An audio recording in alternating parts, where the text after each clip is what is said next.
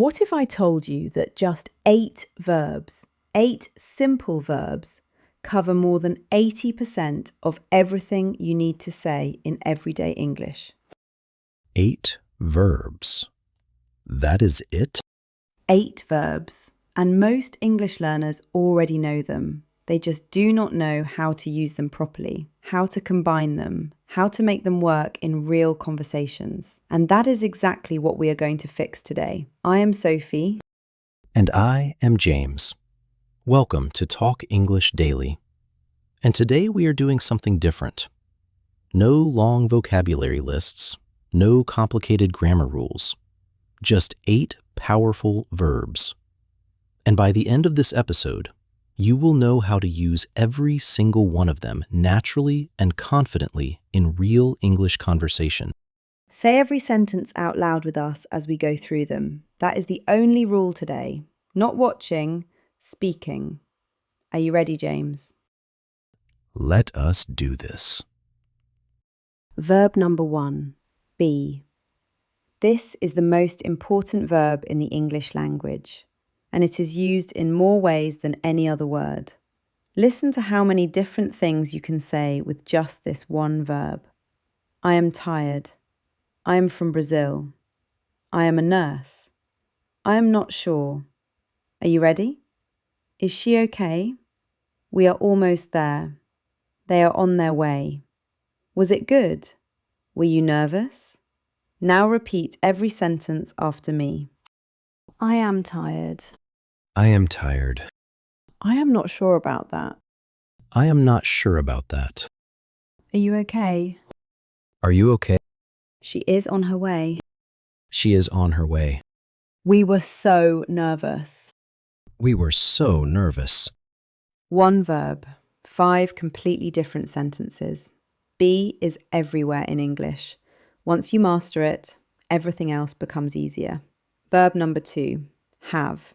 Have is the second most powerful verb in English, and it works in 2 completely different ways. First, to show possession, what you own or what you experience. I have a car. She has a headache. We have a problem. I have an idea. And second, to talk about the past. I have been here before. She has never tried sushi. Have you ever visited London? James, give me a sentence with have.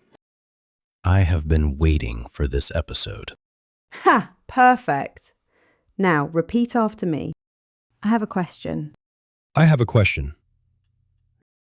She has a lot of experience. She has a lot of experience. Have you ever been to Paris? Have you ever been to Paris? I have never tried that before. I have never tried that before. We have been here for an hour. We have been here for an hour. Beautiful. Verb number 3, get. Now this one surprises people because get has so many different meanings and native speakers use it constantly. Get means to receive something. I got your message. Get means to become something. I am getting tired. Get means to fetch or obtain. Can you get me a coffee? Get means to arrive somewhere. What time did you get home? And it is also used in phrasal verbs. Get up, get dressed, get along with someone, get over something, get on with your life. James, which meaning of get do you use most? Probably get up. Because I struggle with it every single morning. Ha! Same here. Repeat after me. I got your message. I got your message. I am getting a little tired. I am getting a little tired. Can you get me a glass of water? Can you get me a glass of water? What time did you get home last night? What time did you get home last night? I get up at 7 every morning. I get up at 7 every morning. Verb number 4, make. Make is one of those verbs that English learners often confuse with do, and I am going to explain the difference very simply. Make is for creating or producing something. You make a cake. You make a plan. You make a decision. You make a mistake. You make money. You make a phone call. Now the key point, many phrases with make are fixed. You cannot change them. You cannot do a mistake. You make a mistake. You cannot do a decision. You make a decision. These are collocations, fixed pairs, and the more you use them, the more natural your English sounds. Repeat after me.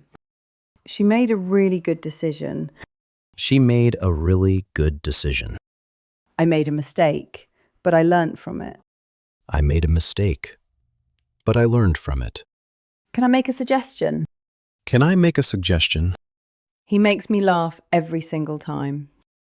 He makes me laugh every single time. We need to make a plan. We need to make a plan. Verb number 5. Go. Go is the verb of movement and change, and just like get, it has far more uses than most learners realise. Go means to move from one place to another. I go to work by bus. Go means to become, usually in a negative way. The milk has gone bad. The situation went wrong. Go is also used in future plans. I am going to call her later. And go is used in a huge number of phrasal verbs and expressions that you hear every single day. Go ahead. Go on. Go back. Go away. Go out. Go through something difficult. Go for it. James, say something with go. Go for it. That is my favorite English expression. I use it every day. Perfect. Now repeat. I go to work by bus every morning. I go to work by bus every morning. I am going to call you later. I am going to call you later. Go ahead. I am listening. Go ahead. I am listening. Things went a little wrong yesterday. Things went a little wrong yesterday. Do not give up. Just go for it. Do not give up. Just go for it. Verb number 6. Take. Take is one of the most versatile verbs in English. It appears in so many fixed expressions and phrasal verbs that native speakers use every day without even thinking about them. Take your time, meaning do not rush. Take care, meaning look after yourself or be careful. Take a break, meaning stop and rest for a moment.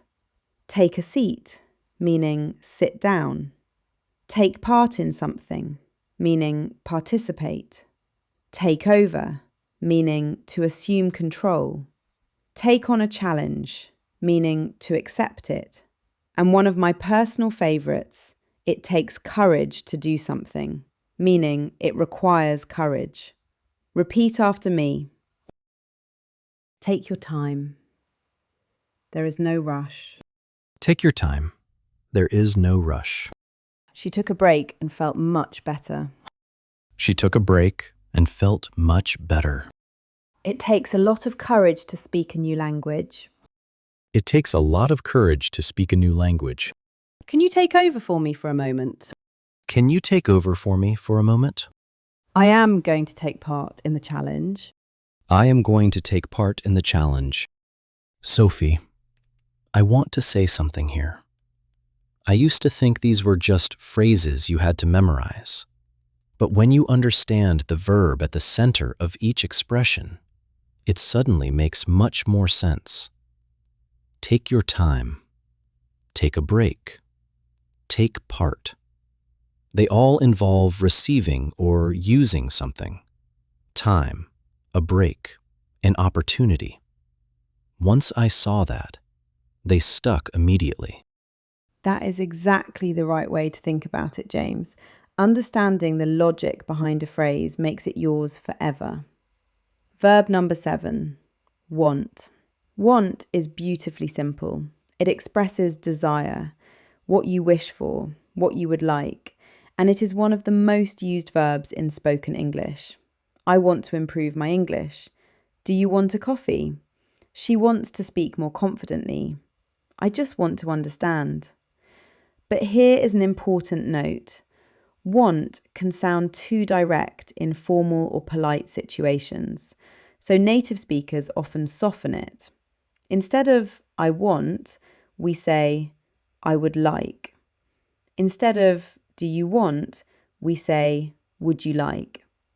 Both are natural, both are useful, and knowing when to use each one is what makes your English sound truly polished. Repeat after me. I want to become fluent in English. I want to become fluent in English. I would like a table for two, please. I would like a table for two, please. Do you want to practice together? Do you want to practice together? Would you like some help with that? Would you like some help with that? She just wants to be understood. She just wants to be understood. And verb number 8, need. Need expresses necessity, something that is required, something that cannot be avoided. I need to study more. She needs more time. We need to talk. Do you need any help? I need you to listen carefully. I do not need anything right now. And need is also used to give strong advice. You need to practice speaking every day. You need to stop waiting until you feel ready. And my favourite, all you need is to keep going. Repeat every sentence after me. I need to practice speaking more often. I need to practice speaking more often. Do you need any help with that? Do you need any help with that? We need to talk about this. We need to talk about this. She just needs a little more time. She just needs a little more time. All you need is to keep showing up. All you need is to keep showing up. Now let us do a final rapid review of all 8 verbs. I am going to say one sentence for each one. James, say the verb name before I give the sentence. Ready. First verb. Be. I am not sure, but I think you are right. Second verb. Have. Have you ever thought about learning a third language? Third verb. Get.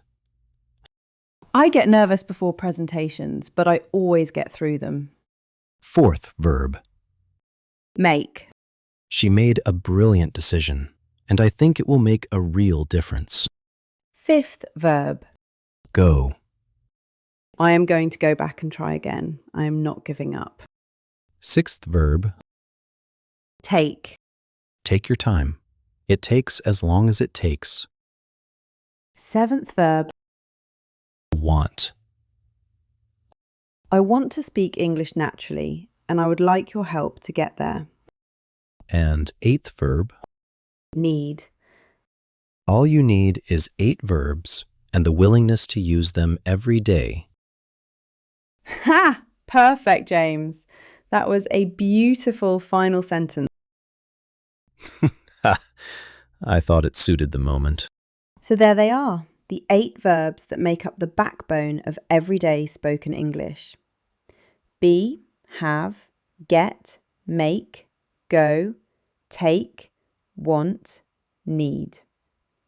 You do not need 500 new vocabulary words to speak English confidently. You need to know these 8 verbs deeply and use them naturally. And the only way to do that is to practice, out loud, every day, in real sentences about your real life. Before we go, tell us in the comments which of these 8 verbs you found most useful today, or which one surprised you most. We read every single comment. Subscribe to Talk English Daily for new episodes every week. And remember, 8 verbs, infinite possibilities. Goodbye, everyone. Goodbye. Now go use these 8 verbs in a real conversation today. Even just one sentence. That is all it takes to start.